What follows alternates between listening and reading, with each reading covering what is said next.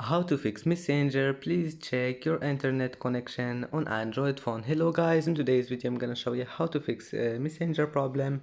First, just go to settings and then check your Wi-Fi. If everything is good, just go back and go to apps and then apps again and Messenger.